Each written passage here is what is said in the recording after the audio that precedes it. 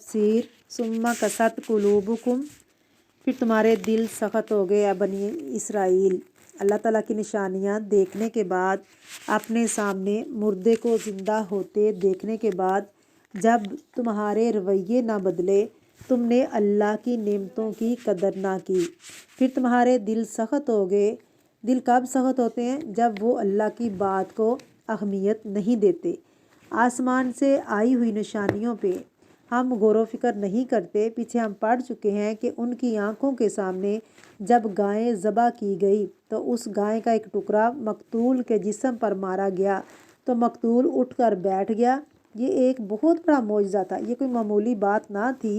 होना तो ये था कि सब अल्लाह की तरफ रुजू करते कि हमने जो गाय का हुक्म मानने में तहवीलें की, बहसें की, हुज्जतें की, मूसा अलैहिस्सलाम को बार बार सवाल किए, तो हमारी गलती थी। लेकिन उन्होंने अपनी गलती का एतराफ़ नहीं किया, वो कुछ भी शर्मिंदा नहीं हुए, तौबा इस्तग़फ़ार का जज्बा उनके अंदर पैदा नहीं हुआ, अल्लाह की तरफ रुजू का ख्याल उनके अंदर नहीं आया। नतीजा क्या हुआ कि दिल सख्त हो गए। जब दिल सख्त होते हैं तो क्या होता है?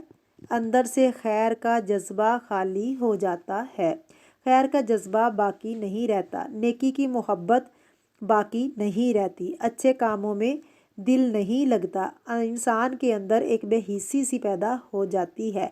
फिर ऐसे इंसान की इस्लाह की तवक्को नहीं की जा सकती।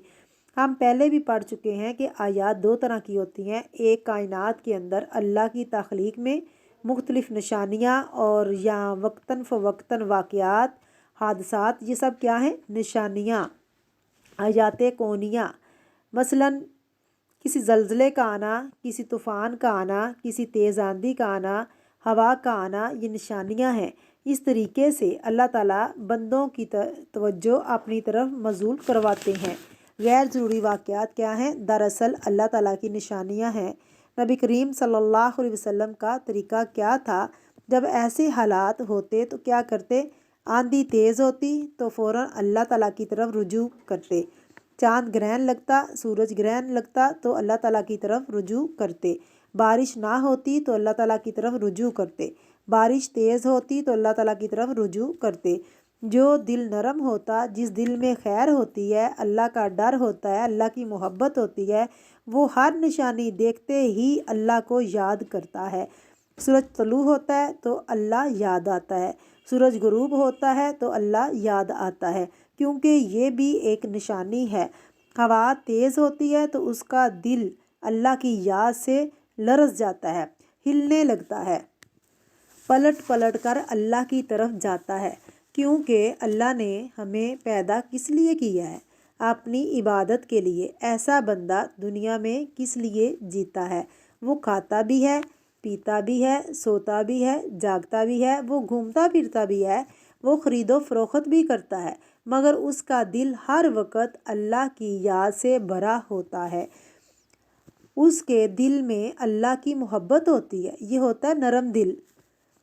और उसके बरअक्स एक और दिल होता है, वो क्या है? सख्त दिल। आसमान टूट पड़े, ज़मीन फट पड़े, हवाएं तूफ़ान आएँ, ज़लज़ले आएँ, लोग मर जाएं, उसके दिल में कोई असर नहीं होता, अल्लाह की तरफ रुजू नहीं करते। वो इस मौके पर अल्लाह की तरफ राग़िब नहीं होता, वो इस मौके पर कोई ना कोई दलील निकाल लेता है। ये तो नेचुरल बातें हैं और ये तो होता ही रहता है, ये कोई नई बात है। पहले भी तो ज़लज़ले आते थे, पहले भी तो हवाएं चलती थीं, तूफ़ान आता है, ये तो इस वजह से हुआ, ये उस वजह से हुआ, असबाब ढूंढ लेता है, अल्लाह से डरता नहीं। हवा का तेज़ चलना देखकर इसके दिल के अंदर खौफ नहीं आता, किसी तकलीफ़ दह चीज़ को देखकर आखिरत को याद नहीं करता। ऐसा शख्स कैसा है? उसका दिल सख्त है, वो संग दिल है।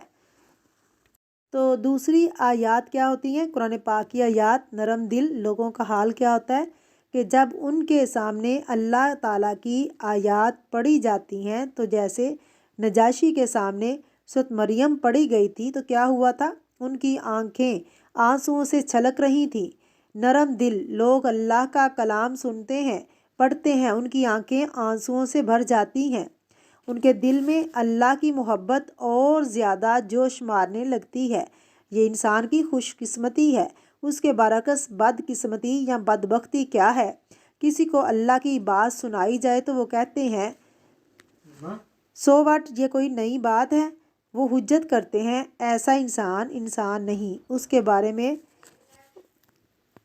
یہ مثال ہے، ثم قست قلوبکم، پھر تمہارے دل سخت ہو گئے، کیونکہ اللہ نے جو حکم دیا اس کے حکم کو نہیں مانا، اس کے اندر تم نے تعویلیں نکالی، بحث کی، اس سے تمہارے اندر بے حسی ہو گئی، تم مقتول کو اٹھ کر بیٹھتے دیکھا تم نے، اور تم نے اللہ کا شکر ادا نہ کیا۔ اتنے بڑے فتنے سے تم کو اللہ تعالیٰ نے نکالا، تو اللہ کے احسانات اور معجزات دیکھنے کے باوجود بھی تم نہ پلٹے تو دل سخت ہو گئے۔ کتنے سخت ہو گئے؟ فَهِيَ كَالْحِجَارَةِ، پتھروں کی طرح سخت، کیونکہ جتنی بھی چیزیں ہم جانتے ہیں ان میں سب سے زیادہ سخت کیا چیز ہوتی ہے؟ پتھر، حتیٰ کہ لوہے سے بھی سخت، کیونکہ لوہا بھی آگ سے پگھل جاتا ہے، کیونکہ وہ پھٹ تو جاتے ہیں، ٹوٹ تو جاتے ہیں، مگر پگھلتے نہیں ہیں۔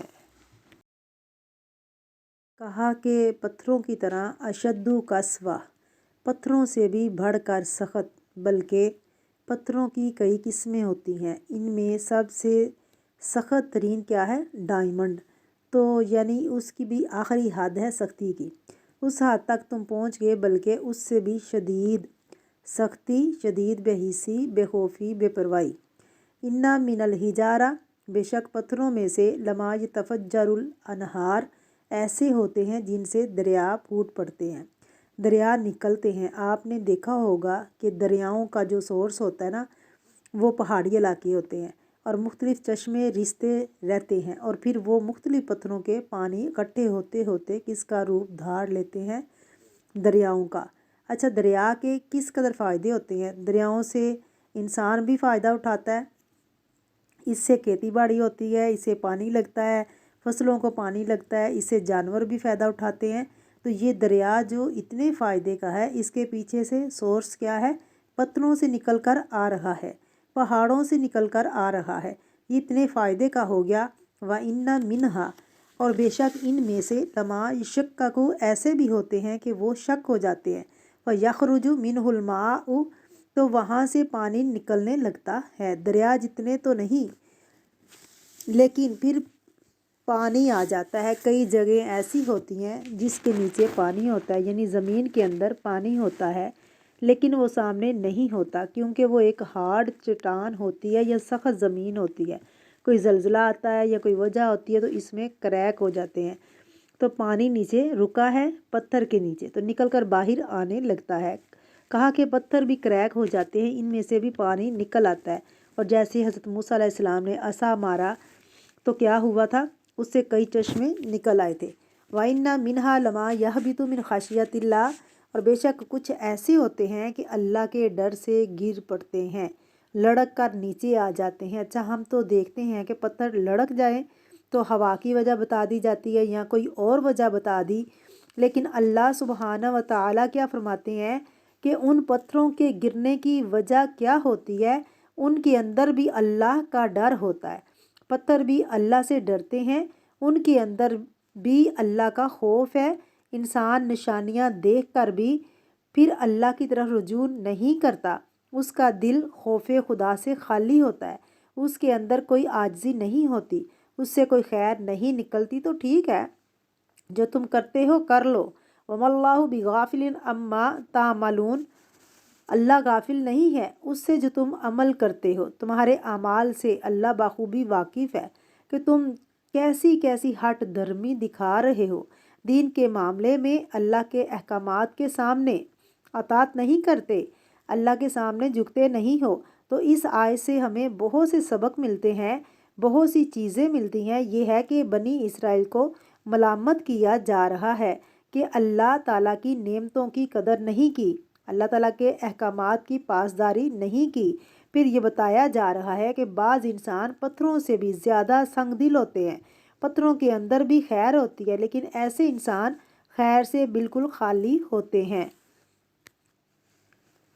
بعض لوگوں کے دل اتنے سخت ہوتے ہیں کہ وہ اللہ کی طرف رجوع کرنے کے علاوہ وہ کسی بندے کے ساتھ بھی بھلا سلوک نہیں کرتے، وقتی طور پر اگر کریں گے بھی تو کسی مطلب سے کریں گے، ورنہ بندے کے لیے بھی ان میں کوئی نرمی نہیں ہوتی، کسی کا دکھ تکلیف بیماری ان پر کوئی اثر نہیں کرتی، وہ ٹس سے مس نہیں ہوتے۔ کوئی ان کے سامنے رو رو کر مر جائے وہ ایک آنسو نہیں پونجیں گے۔ آپ کا ایسے لوگ بھی ظالم ہوتے ہیں، کوئی بیمار ہو کوئی تو تیمارداری نہیں کریں گے، تو کوئی مر جائے تو تعزیت نہیں کریں گے، دعا نہیں کریں گے ان کے لیے۔ بعض پتھروں میں خیر ہوتی ہے، جب انسان بدترین ہوتا ہے پتھروں سے بھی گیا گزرا ہوتا ہے۔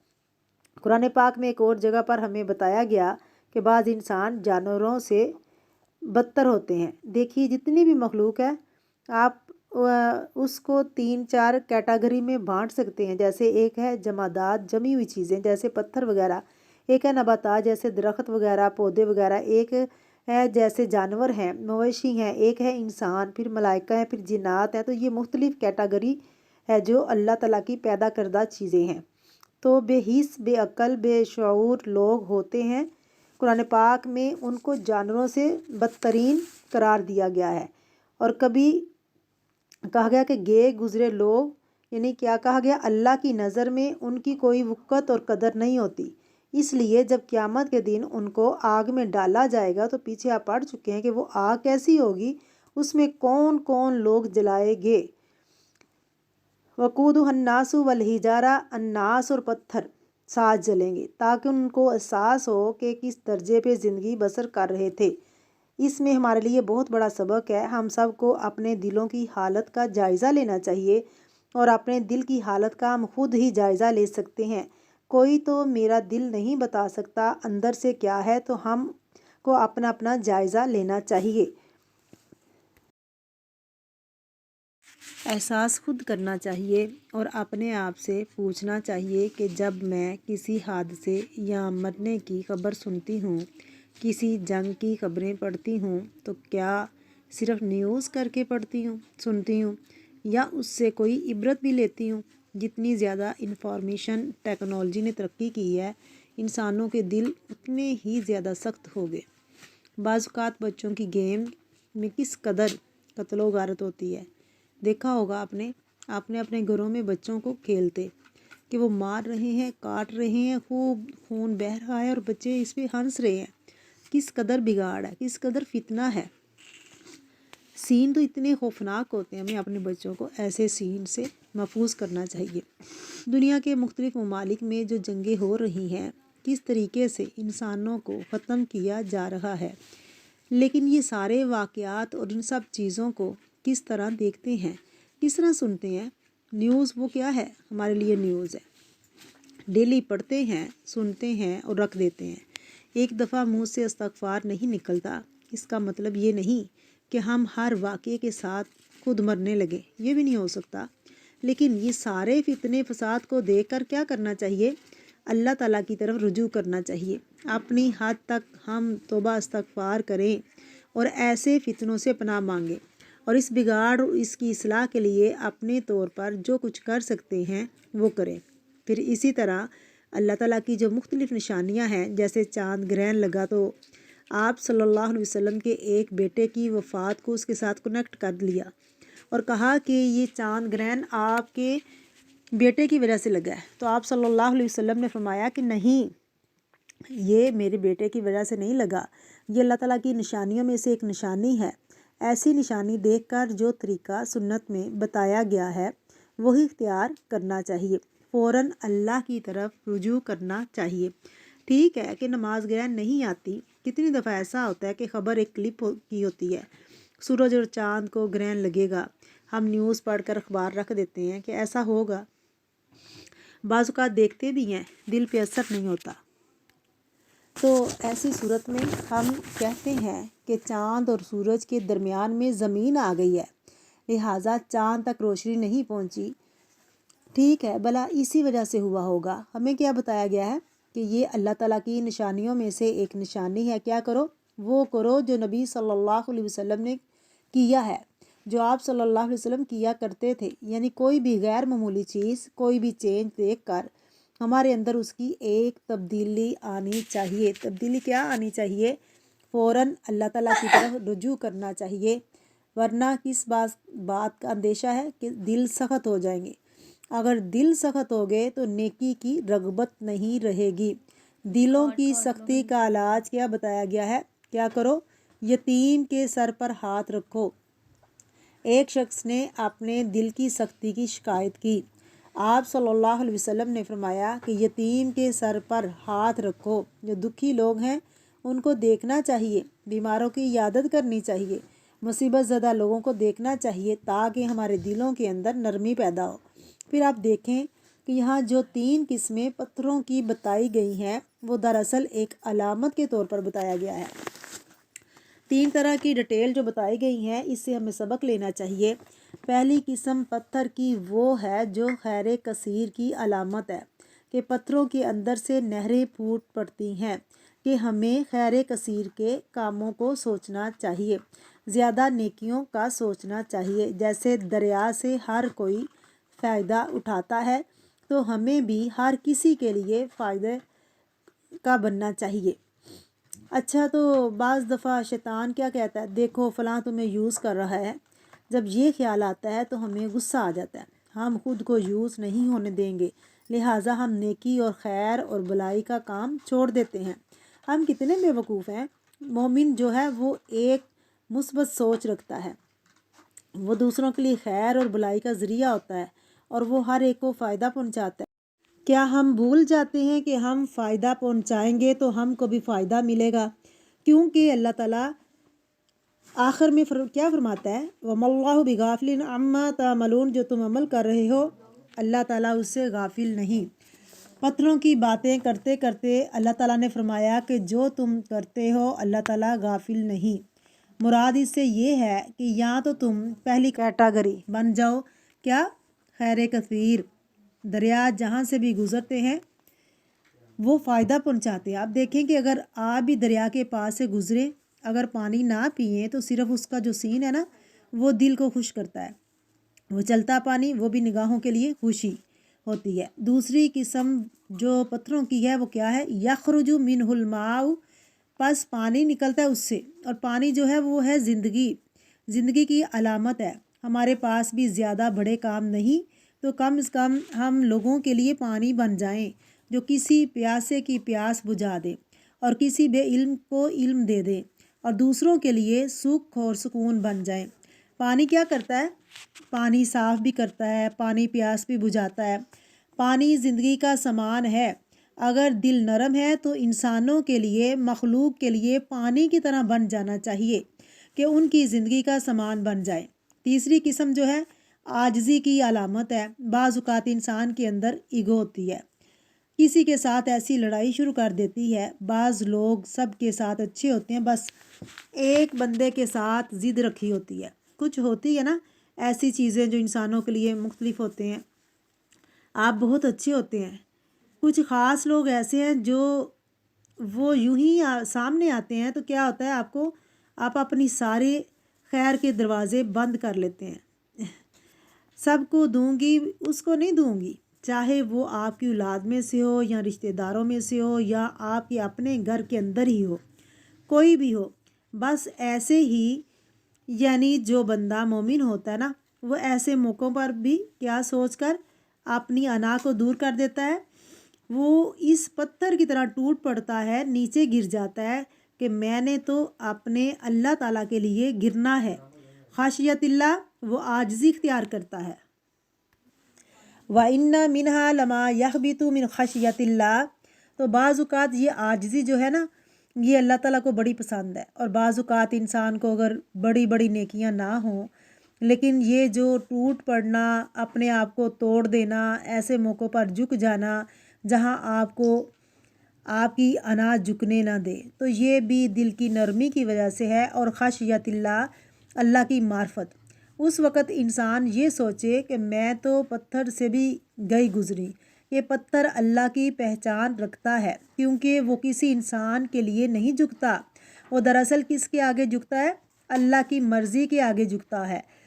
اللہ دراصل یہ چاہتا ہے کہ ہم اپنے شوہر کا حق دیں، اللہ ہم سے یہ چاہتا ہے کہ ہم اپنے رشتہ داروں کا حق دیں، ہم ان کے ساتھ اچھا سلوک کریں، اور جو ہمارے ساتھ اچھا نہیں کرتے ان کے ساتھ بھی اچھا کریں۔ لیکن یہ بہت مشکل کام ہے، اور اس مشکل پہاڑ پہ کون چڑھ سکتا ہے؟ کون گھاٹی عبور کر سکتا ہے جس کو اللہ کی پہچان ہو جائے، جس کو اللہ کی معرفت ہو جائے۔ جب اللہ کی معرفت ہو جاتی ہے تو پھر انسان کے لیے مشکل نہیں رہتی، کیونکہ پھر وہ اللہ کے لیے کر رہا ہوتا ہے، پھر اللہ اس کے لیے آسان بنا دیتا ہے ہر مشکل کو، وہ سامنے والے کے لیے نہیں کر رہا ہوتا۔ تو یہ سامنے ظاہری سطح سے پیچھے چلا گیا انسان، حقیقت معرفت ہوگی نا۔ معرفت کیا ہوتی ہے؟ بس سامنے کی چیزیں جاننا ایک ہوتا ہے، اس کے پیچھے جانا یہ صرف وہ کر سکتا ہے جس کو اللہ کی پہچان ہو جائے، اور یہ تب ہوتی ہے جب اللہ انسان کے اندر ایسی نرمی پیدا کر دے، یعنی انسان کے دل کے اندر ایسی نرمی آئے۔ سنگ دل لوگ یہ نہیں کر سکتے، جن دلوں میں خیر ہوتی ہے وہ یہ کر سکتے ہیں، وہ جھک جاتے ہیں۔ اس آیت سے ہمیں یہ بھی پتہ چلتا ہے کہ پتھروں کے اندر بھی ایک لائف ہے، اور اس کی ہمیں قرآن پاک سے مثال بھی ملتی ہے، مثلا سورۃ حشر کی آیت نمبر 21 سے۔ اگر ہم یہ قرآن کسی پہاڑ پر اتارتے، تم دیکھتے یہ پہاڑ اللہ کی خشیت سے دب جاتے، ٹوٹ جاتے ہیں، گر پڑتے ہیں۔ پھر اسی طرح احادیث سے بھی ہمیں پتہ چلتا ہے کہ پتھروں کے اندر بھی احساس ہے۔ مثلا ایک حدیث میں آتا ہے کہ عبداللہ بن عباس کہتے ہیں نبی کریم صلی اللہ علیہ وسلم نے اپنے ہاتھ میں چند کنکریاں لیں، اور ابو ذر رضی اللہ تعالیٰ عنہ کہتے ہیں کہ میں نے اپنے کانوں سے سنا کہ وہ شہد کی مکھیوں کی طرح بنبناہٹ کر رہی تھیں، ان کے اندر تسبیح کی آواز تھی۔ اور قرآن پاک میں آتا ہے کوئی چیز ایسی نہیں جو اللہ تعالیٰ کی تسبیح نہ کر رہی ہو، لیکن تم ان کی تسبیح کو نہیں سمجھتے، اور یہ تسبیح ہے جو اللہ کی، یہ پتھر بھی کرتے ہیں۔ اور ابو ذر رضی اللہ تعالیٰ عنہ نے یہ تسبیح سنی، بخاری کی روایت میں ہے نبی کریم صلی اللہ علیہ وسلم نے فرمایا میں مکے کے اس پتھر کو جانتا ہوں جو نبوت سے پہلے مجھے سلام کرتا تھا۔ تو اس سے یہ بات پتہ چلتی ہے کہ یہ جو ہمارے ارد گرد کی مخلوق ہے یہ بالکل بے عقل نہیں ہے، ان کے اندر بھی سینس ہے، اسی وجہ سے وہ قیامت کے دن گواہی بھی دیں گے۔ واللہ بما تعملون، اللہ بھی غافل نہیں۔ اور پھر اللہ نے ایسے ہمارے چاروں طرف سلیکون کیا ہے یہ گواہی نہیں، تو یہ ساری چیزیں مخلوق کو ہم بے عقل، بے سمجھ، بے جان سمجھتے ہیں، اللہ تعالیٰ نے اس کے اندر بھی ایک سینس رکھی ہے، لہٰذا انسان کو ان چیزوں سے اوپر کی معرفت رکھنی چاہیے۔ حجر اسود کے بارے میں آپ صلی اللہ علیہ وسلم نے فرمایا اللہ کی قسم قیامت کے روز اللہ تعالیٰ حجر اسود کو اس طرح اٹھائے گا کہ اس کی 2 آنکھیں ہوں گی جس سے یہ دیکھے گا، زبان ہوگی جس سے یہ بات کرے گا، اب ہر اس شخص کے حق میں گواہی دے گا جس نے ایمان کے ساتھ اس کو چھوا ہوگا۔